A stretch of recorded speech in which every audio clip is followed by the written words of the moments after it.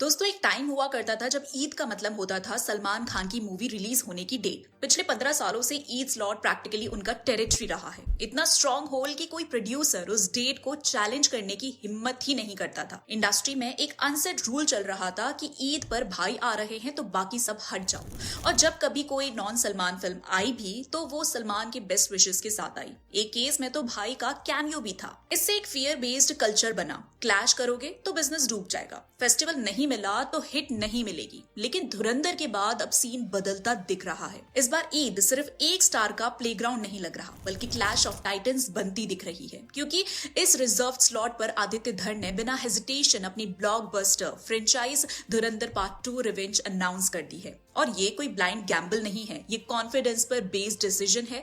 पहली फिल्म के historic run के बाद सलमान खान की बैटल ऑफ गलवान इसी टाइमलाइन में प्लान्ड थी। लेकिन अब इंडस्ट्री बस यही है कि फिल्म 2-3 महीने पोस्टपोन हो सकती है। और ऑनेस्टली धुरंधर की क्रेज को देखते हुए ये कॉमन बिजनेस सेंस भी लगता है।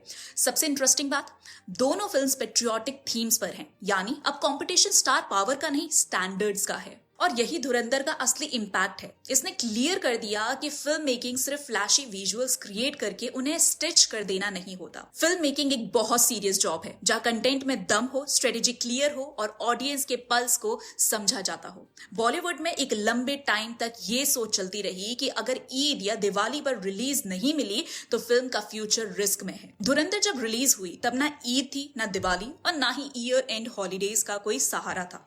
फिर भी फिल्म ने जो रिकॉर्ड्स बनाए वो इस बात का प्रूफ है कि अगर कंटेंट ऑडियंस के साथ कनेक्ट कर जाए तो रिलीज डेट सिर्फ एक टूल होती है, ताकत नहीं। इस फिल्म ने मूवी गोअर्स के दिमाग में एक नई स्क्रिप्ट लिख दी है कि अगर आप एज अ फिल्म मेकर ईमानदारी से मेहनत करते हैं तो अपनी फिल्म कभी भी रिलीज कर सकते हो। आज फेस्टिवल्स की कोई मोनोपोली नहीं रही, बल्कि एक बैटलफील्ड बन चुकी है। और ये बदलाव बॉलीवुड के लिए सिर्फ जरूरी नहीं बल्कि हेल्दी भी है, क्योंकि अब गेम कैलेंडर का नहीं, कंटेंट और स्टैंडर्ड्स का है।